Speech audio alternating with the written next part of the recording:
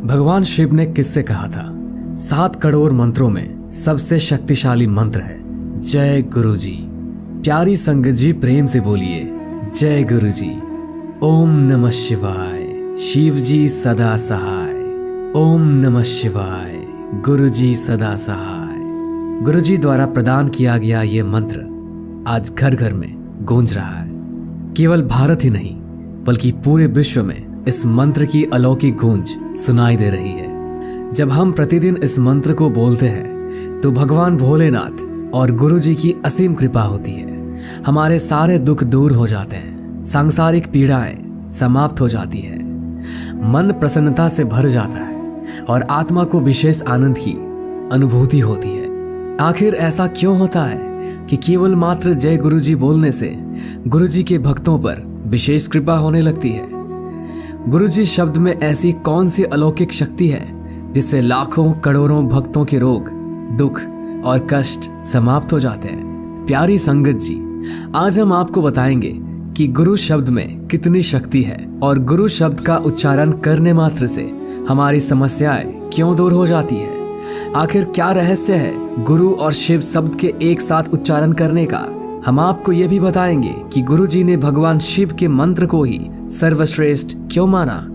क्या आप जानते हैं कि गुरु शब्द का रहस्य स्वयं गुरु जी के आराध्य भगवान शिव ने माता पार्वती को बताया था? कृपया वीडियो स्किप ना करें और अंत तक इसे अवश्य देखें। प्यारी संगत जी, एक बार फिर प्रेम से बोलिए जय गुरु जी। गुरु शब्द की महिमा अपरंपार है, जिसका रहस्य भगवान शिव ने मां पार्वती को बताया था। स्कंद पुराण में उल्लेख मिलता है कि मां पार्वती के बार बार अनुरोध करने पर पहली बार गुरु शब्द की महिमा का बखान किया था। भगवान शिव ने मां पार्वती को बताया था कि इस ब्रह्मांड में 7 करोड़ मंत्र हैं। ये सभी मंत्र चित्त को भ्रमित करने वाले हैं, परंतु गुरु नाम केवल 2 अक्षर वाला मंत्र है जो महामंत्र है।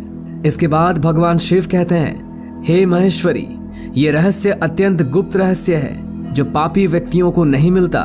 अनेक जन्मों के किए हुए पुण्यों से परिपूर्ण मनुष्य ही गुरु तत्व को प्राप्त कर सकता है। साक्षात भगवान शिव के कथन के बाद आप जान गए होंगे कि गुरु शब्द केवल मंत्र नहीं है, अपितु इस ब्रह्मांड का सबसे शक्तिशाली महामंत्र है। अपना कल्याण करने के लिए आपको संस्कृत के जटिल और लंबे मंत्रों की कोई आवश्यकता नहीं है। केवल श्रद्धा पूर्वक गुरु शब्द का उच्चारण कर देना सबसे बड़ा महामंत्र है। यह शास्त्रोक्त सत्य है कि जब आप गुरु शब्द के आगे जय गुरु जी लगा देते हैं तो गुरु मंत्र जागृत हो जाता है। गुरु जी की कृपा देखिए कि उन्होंने अपने भक्तों को सर्वप्रथम ओम नमः शिवाय मंत्र का उच्चारण करना सिखाया। गुरु जी साक्षात त्रिकालदर्शी है, इसलिए वे जानते थे कि गुरु और शिव एक ही है। भगवान शिव देवों के देव हैं और हर प्रकार के ग्रह, दोषों, बाधाओं और दुखों को शीघ्रता से हरने वाले हैं। केवल मात्र भगवान शिव ऐसे देव हैं जिनका कोई आदि, मध्य और अंत नहीं है। गुरुजी पर भगवान शिव की विशेष कृपा रही है और लाखों भक्त जानते हैं कि उनमें भगवान शिव की शक्ति का वास रहता है। आपने कई गुरुओं के मुख से सुना होगा कि गुरु ही शिव है और शिव ही गुरु है। कई लोग कहते हैं कि ये बात कलयुग के गुरु स्वयं अपनी पूजा के लिए बताते हैं, लेकिन ये सत्य नहीं है। आज हम आपको ये महा रहस्य भी बताएंगे कि सबसे पहले किसने कहा कि गुरु ही शिव है और शिव ही गुरु है। इस महा रहस्य को सर्वप्रथम भगवान शिव ने ही मां पार्वती को बताया था। स्कंद पुराण में गुरु की महिमा का बखान करते हुए भगवान भोलेनाथ कहते हैं कि जो गुरु है वही शिव है और जो शिव है वही गुरु है। जो मनुष्य शिव और गुरु दोनों में अंतर मानता है वो पापी है। भगवान शिव कहते हैं कि जो इस गुरु तत्व को नहीं जानता उसके जप, तप, व्रत, तीर्थ, यज्ञ, दान सब व्यर्थ हो जाते हैं। जो भाई बहन अब भी अपने गुरु पर संदेह करते हैं वे कृपया स्कंद पुराण का अध्ययन अवश्य करें। प्यारी संगत जी, गुरु जी साक्षात शिव का ही रूप है, वे शिव ही हैं। गुरु जी और शिव में कोई भेदभाव नहीं है। ओम नमः शिवाय, शिव जी सदा सहाय।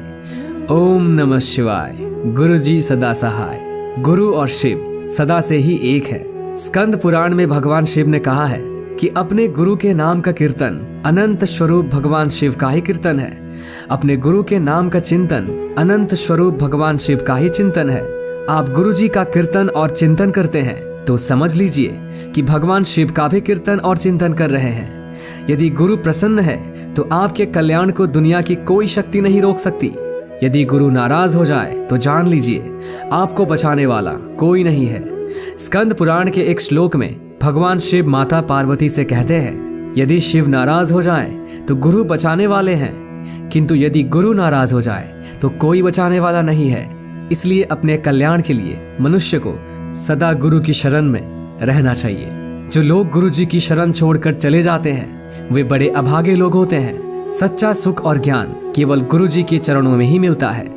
आप कहीं भी भटकते रहें, वेदों शास्त्रों को कितना ही पढ़ते रहें, ज्ञान केवल गुरु की शरण में जाने से ही प्राप्त होता है। भगवान भोलेनाथ माँ पार्वती से कहते हैं, हे प्रिय, मनुष्य चाहे चारों वेद पढ़ ले, वेद के 6 अंग पढ़ ले, अध्यात्म शास्त्र आदि अन्य सभी शास्त्र पढ़ ले, फिर भी गुरु के बिना ज्ञान नहीं मिलता। साध संगत जी, आप धन्य हैं, अत्यंत भाग्यशाली हैं, क्योंकि आपको गुरु जी की भक्ति प्राप्त हुई है। ये कथन भी किसी व्यक्ति का नहीं है बल्कि साक्षात भगवान शिव का है। भगवान शिव कहते हैं कि जिस मनुष्य में गुरु भक्ति हो उसकी माता धन्य है, उसका पिता धन्य है, उसका वंश धन्य है और उसके वंश में जन्म लेने वाले भी धन्य हैं। हे पार्वती सुनो, जिस पर गुरु की कृपा नहीं है उसकी विद्या, धन और भाग्य निरर्थक है। प्रेम से बोलिए जय गुरु जी, जय जय गुरु जी। हमारे अपने लोग और कई रिश्तेदार अक्सर गुरु जी के भक्तों को टोकते हैं कि आप कभी तीर्थ स्थानों पर नहीं जाते और ना ही कोई जप तप करते हैं, आप केवल जय गुरु जी ही रटते रहते हैं। ऐसे लोगों के लिए भगवान शिव ने स्कंद पुराण में स्वयं उत्तर दिया है। भगवान शिव कहते हैं, गुरु ही देव है, गुरु ही धर्म है, गुरु में निष्ठा ही परम तप है, गुरु से अधिक और कुछ नहीं है।